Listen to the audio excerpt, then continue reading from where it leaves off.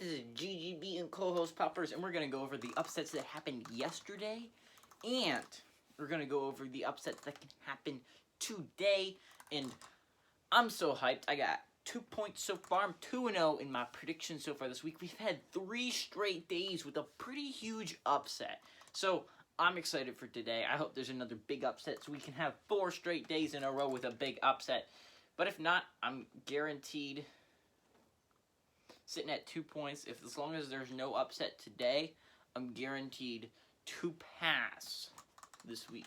But let's get into this. What happened yesterday? What big upset happened yesterday?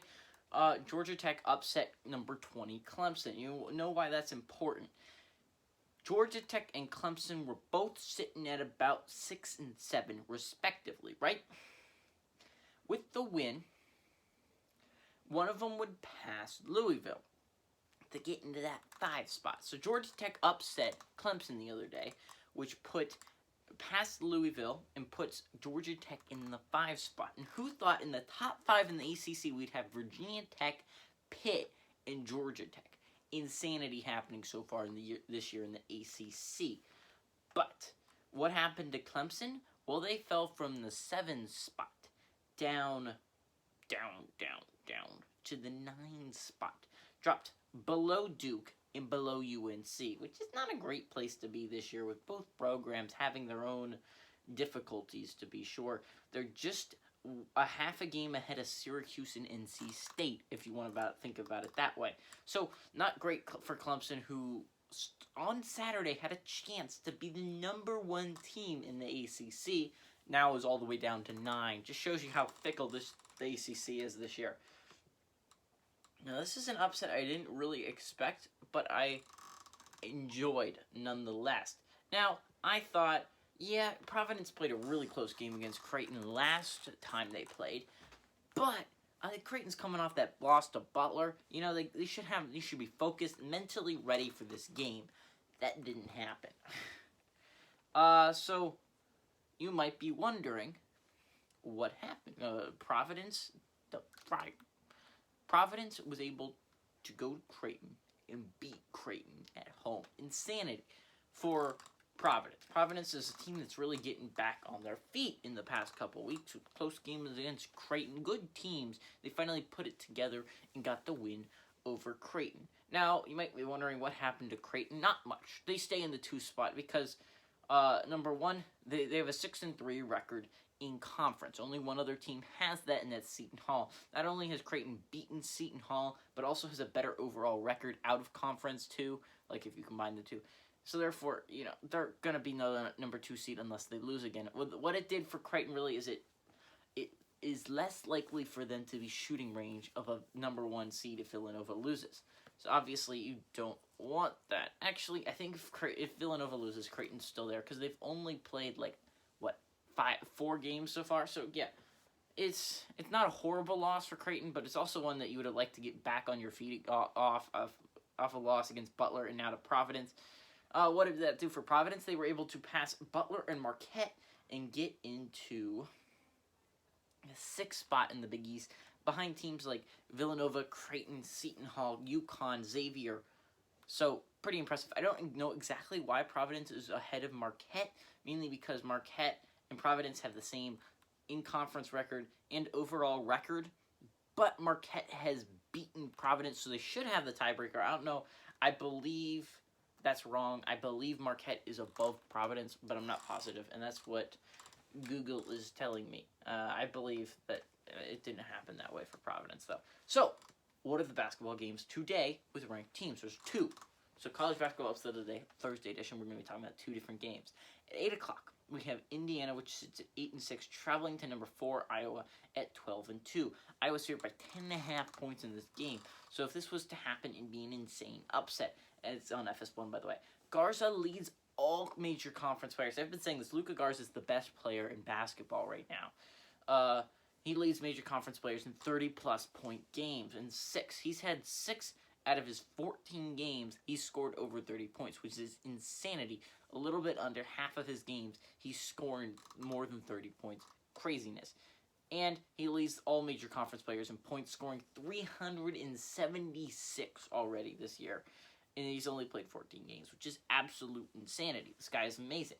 So let's talk about what would happen in each event. So if Iowa wins, they move to 7-1 in conference, right? So again, that just holds the 2 spot for them. They just want to hold that 2 spot. So with an Iowa win, it would end in an Indiana loss, right? So that would put them 8-7 overall, 3-5 in conference. Now, Rutgers is playing Penn State tonight. And in the likely event that they win that game, Rutgers moves past Indiana if they lose, right? So this is kind of a must-win game for Indiana if they want to keep that spot. So let's go over if they lose, they go beneath Rutgers, which is not a spot you want to be in right now. They're sitting at 8 right now. Falling to 9 would be very devastating for the Hoosiers, especially being only a little bit over 500. So what would happen with an Indiana win? Now, with an Indiana win, they can't pass Minnesota, even though they would have the same overall conference record as the Golden Gophers do.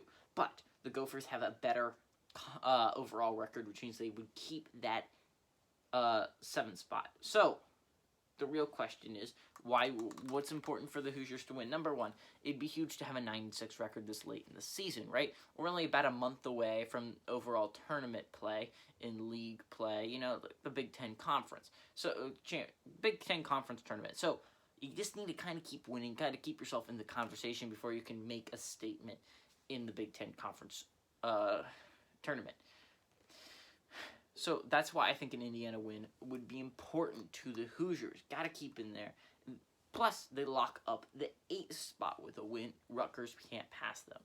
So that's why important. What would hurt Iowa with a loss? Now, if they lose, they move to 6-2 in conference, 12-3 overall. Now, what's very confusing about what would happen in the event of an Iowa loss is the conference record 6-2 and the overall record 12-3 is the same thing as Wisconsin. So there's no real tiebreakers looked at, considering Iowa has not played Wisconsin yet. So I don't know if they'd stay in the 2 spot in that instance or they would fall to the 3.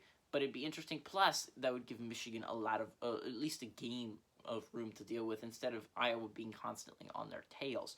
So let's look at the other ranked team that's playing today, and it's 8 o'clock again.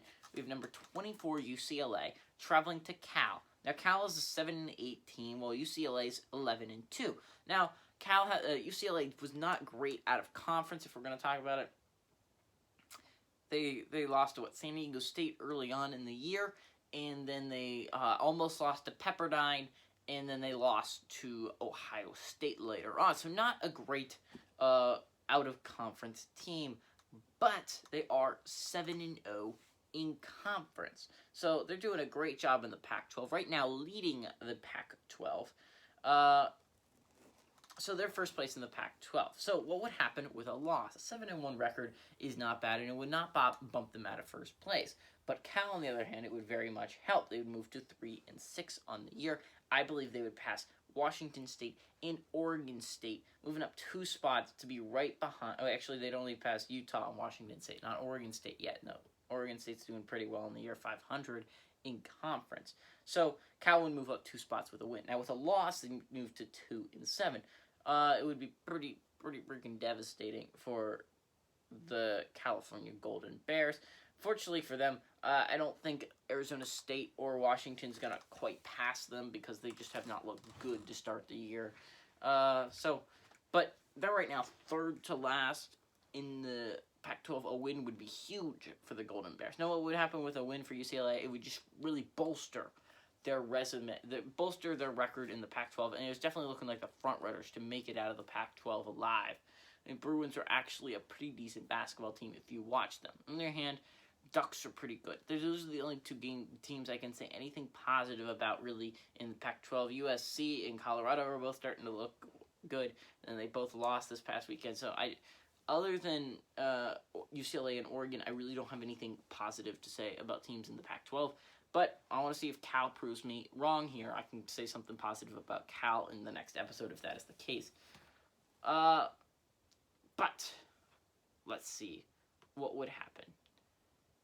who does GGB think is going to get upset tonight for the fourth straight day with an upset? And are you ready, Pupper? She shakes. Yay!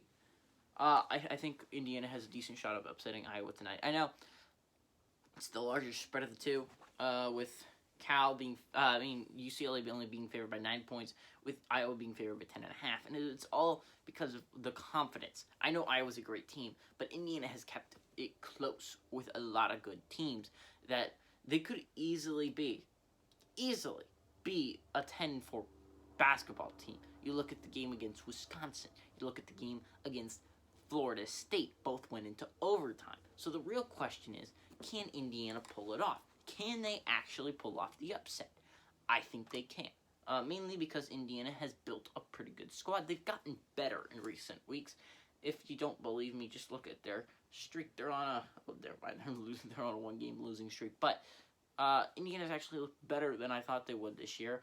I really like what the Hoosiers have been able to put together this year. So, anyways, I'm really excited to see this basketball game. It's easily my favorite basketball game of the evening. But hey, everybody, this is GGB. Goes Pepper Sake. Adios, amigos, and go Hoosiers.